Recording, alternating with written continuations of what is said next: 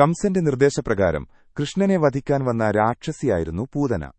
വിഷം പുരട്ടിയ മുലപ്പാൽ നൽകി ആ പിഞ്ചുകുഞ്ഞിനെ ഇല്ലാതാക്കാമെന്നായിരുന്നു അവളുടെ വിചാരം.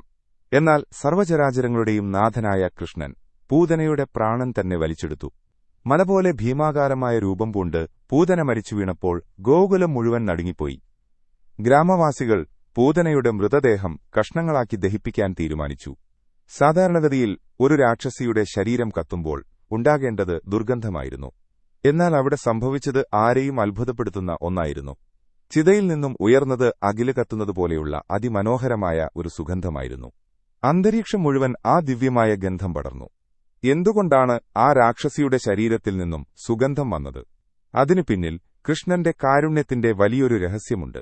പൂതന വന്നത് വധിക്കാനാണെങ്കിലും അവൾ കൃഷ്ണന് നൽകിയത് ഒരു അമ്മയുടെ സ്ഥാനത്ത് നിന്നുകൊണ്ടുള്ള മുലപ്പാലാണ്.